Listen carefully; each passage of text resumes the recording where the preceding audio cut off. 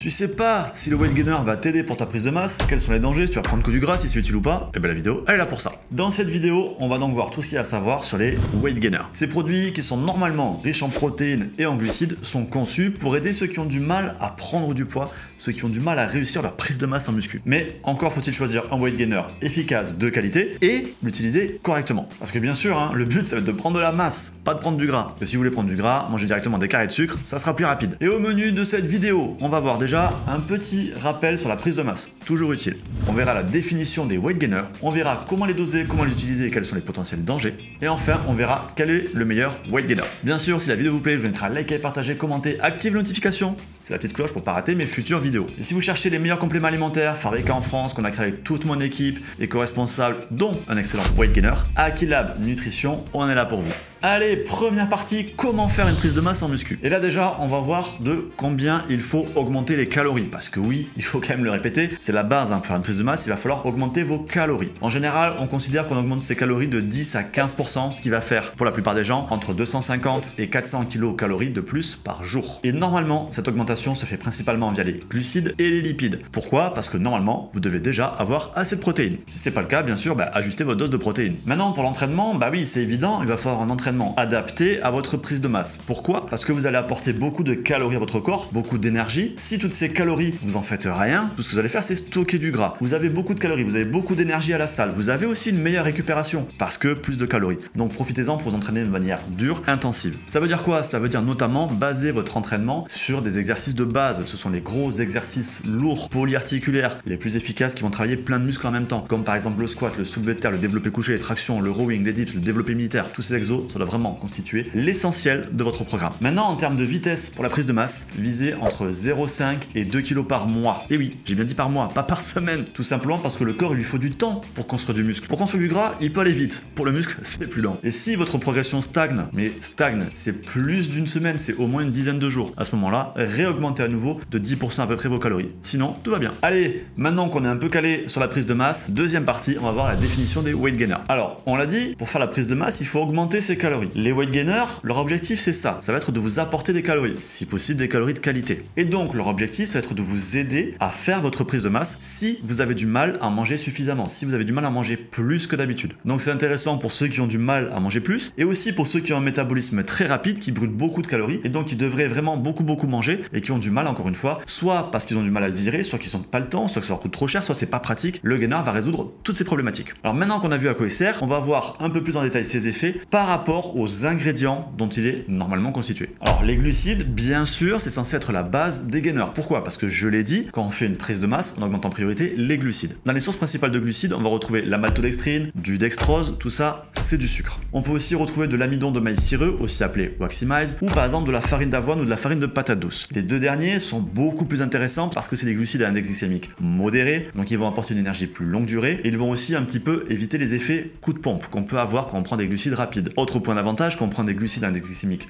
modéré encore une fois, l'apport énergétique dans le sang il est un peu plus lent, il est un peu plus étalé sur la journée et donc on réduit le risque de stockage sous forme de graisse. Bon, malheureusement 99% des gainers du marché ils ont que du sucre. Bah oui, parce que les bons glucides ça coûte plus cher. Et sinon en termes de teneur en glucides, veillez à avoir un gainer qui va avoir entre 50 et 70% de glucides, pas plus. Si vous prenez un gainer avec juste 10-15% de glucides, autant manger directement de Nesquik à la cuillère, ça reviendra moins cher. Maintenant le deuxième ingrédient qu'on doit avoir, bien sûr des protéines. Visez minimum 30% et si possible plutôt 40%. Plus on augmente le taux de protéines, quand on est autour de 40-50%, plus ça va être intéressant. Et là, ça ne devient pas simplement un weight gainer, mais un lean gainer, c'est-à-dire un gainer conçu pour prendre de la masse musculaire propre, sans gras. En termes de sources de protéines, en général, on va avoir soit de la whey, dans 99% des cas, elle sera malheureusement fromagère et donc dénaturée, soit de la caséine, ce qui est rare, soit de la protéine végétale. L'idéal sera soit d'avoir une whey native, soit d'avoir une protéine végétale, mais qui serait une association de plusieurs sources végétales pour que les sources se complètent entre elles et donc pour l'aminogramme de votre gainer soit complet. Alors ensuite, on peut retrouver plein d'autres ingrédients. Je fais pas tout le détail, je vous mets en lien sous la vidéo la description d'un article qui détaille ça de manière beaucoup plus précise. Donc, on peut avoir aussi par exemple des lipides. En général, si c'est bien formulé, ça va être des lipides intéressants de type MCT, par exemple de l'huile de coco. On peut aussi avoir des vitamines et minéraux, on peut aussi avoir des acides aminés comme de la glutamine ou encore de la créatine. Ça peut être intéressant, malheureusement en général tout ça, c'est surtout une astuce marketing pour augmenter le prix du produit final et de toute façon, le dosage dans votre gainer sera jamais suffisant pour compenser le fait de prendre tous ces éléments-là de manière séparée. Alors maintenant qu'on a un petit peu défini ce que c'était, quelle va être la différence entre un gainer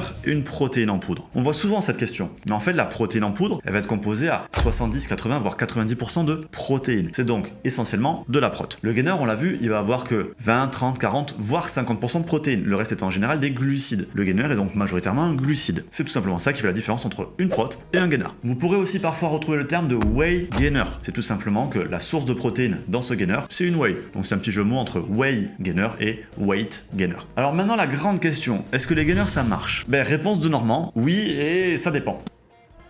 Oui, si le weight gainer vous permet de faire pencher votre balance calorique du bon côté, c'est-à-dire que vous ne mangez pas assez pour déclencher votre croissance musculaire, votre prise de masse, vous ajoutez les calories grâce au weight gainer, votre balance calorique penche maintenant du bon côté, du côté de l'excédent, du côté de l'anabolisme musculaire, et donc là, le gainer, il fonctionne. Mais si votre combo gainer plus alimentation n'apporte toujours pas suffisamment de calories, là, ça marchera pas. Attention aussi si votre gainer est de mauvaise qualité. Par exemple, trop de glucides et que du sucre, mauvaise protéine, ou si vous en prenez trop, ou si le combo alimentation plus gainer fait que au global, vous consommez beaucoup trop de calories. Tout ça, ça vous fera prendre du gras. Et donc, ça nous amène à la partie 3, le dosage et les dangers des gainers. Alors il y a plusieurs moments dans la journée où le gainer peut être utilisé. Vous pouvez en choisir un, vous pouvez en combiner plusieurs, à condition encore une fois que le dosage total il soit adapté à vous. Au petit déjeuner, ça peut se faire par exemple si habituellement vous prenez pas de petit déj ou si vous en prenez un trop petit. Mais normalement, c'est quand même un moment de la journée où on peut gérer correctement son alimentation. Donc c'est pas là où ça sera le plus utile. Avant l'entraînement, ça peut être intéressant si vous prenez pas de collation, par exemple si votre dernier repas il remonte à un petit moment, de prendre votre gainer 30 à 60 minutes avant la séance d'entraînement. Comme ça, vous aurez de l'énergie, des protéines pour la séance. Après l'entraînement, là c'est vraiment un des moments les plus conseillés puisque votre corps a dépensé de l'énergie, des calories, il a brûlé aussi des acides aminés pendant la séance d'entraînement. À la fin de la séance, vous apportez du gainer, ça aidera votre corps à démarrer le plus vite possible sa récupération et sa croissance musculaire. Enfin, il est souvent utilisé entre les repas, donc au moment des collations sous forme de goûter. Là c'est vraiment l'utilisation la plus basique, la plus courante pour augmenter son apport calorique sur la journée tout simplement. Vous prenez un gainer à 4 heures au lieu de rien prendre et boum, mécaniquement vous augmentez vos calories. Maintenant la grosse question c'est de savoir la quantité qu'il faut utiliser. En fait, la quantité, elle dépend tout simplement du nombre de calories dont vous avez besoin. En moyenne, un gainer va apporter 400 kcal pour 100 g de poudre. Alors ouais, parfois on voit des gainers qui mettent en avant des taux de malade de calories, 1000, 2000 kcal par dose, etc. Mais vraiment, des gainers très axés marketing. Mais en fait, tout ça, c'est du pipeau. Et ouais, parce qu'en fait, un tel apport de calories, il est impossible. Même si votre gainer c'était 100% de lipides, donc même si vous buviez de l'huile directement à la bouteille, ça ferait pas 2000 calories. Si c'était 100% de gras, 100 grammes de gras, ça fait 900 kcal. Ça fait pas 2000. Donc en fait, tous ces gainers là, ils jouent sur autre chose. Ils vont jouer sur la dose. Ils vont vous dire, ouais, notre gainer vous permet d'avoir 1500 kcal. Mais c'est juste que pour faire ça, il va falloir en manger 3 ou 400 grammes. Tant vous dire que votre peau, il va pas durer longtemps. Et que votre estomac, il risque de pas apprécier aussi. Parce que 3 ou 400 grammes de gainer, ça va vous faire peut-être un bon litre d'eau, voire un peu plus pour le digérer et pour le mélanger, ça va être touchy. Donc maintenant, on a dit le gainer en moyenne 400 kcal pour 100 grammes. Votre prise de masse, vous avez besoin de rajouter entre 250 et 400 kcal par jour. Et donc mécaniquement, petit produit en croix, ça veut dire que si vous basez toute votre prise de masse sur le gainer, vous allez prendre entre 60 et 100 grammes de gainer par jour. C'est tout simple. Maintenant, même si j'en ai déjà un petit peu parlé en début de vidéo, attention à ces quelques erreurs pour réussir correctement à prendre votre gainer et pour pas prendre juste du gras. Bien sûr, le plus fréquent, c'est un surdosage. Vouloir aller trop vite dans la prise de masse, trop monter le dosage de gainer, ce qui va trop monter vos calories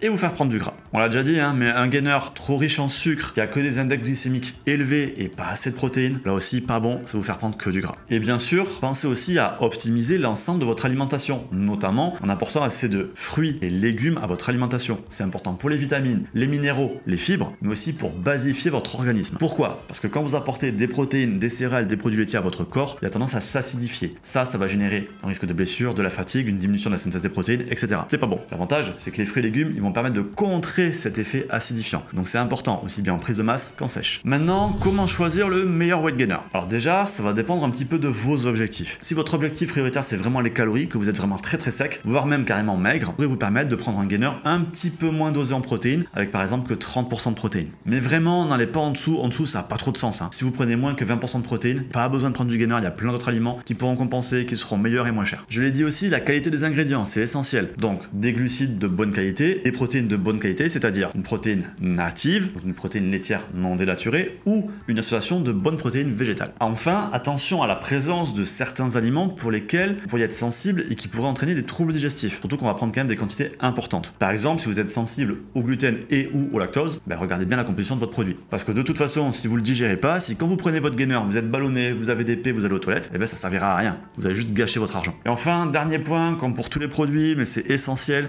choisissez un gainer d'une marque transparente qui va afficher les certificats en toute clarté sur le site. Parce que s'il n'y a pas de transparence, vous n'avez aucune certitude, aucune garantie de ce qui est vraiment dans votre produit. Ça, c'est vraiment essentiel pour vous assurer de la qualité de vos compléments alimentaires. Et bien sûr, chez Aki Lab Nutrition, on a un weight gainer qui s'appelle le Better Lean Gainer qui répond à tous ces critères. Et bien sûr, on est transparent et bien sûr, il y a tout sur le site en détail, tous les certificats et tous les conseils. Allez, bonne prise de masse à tous!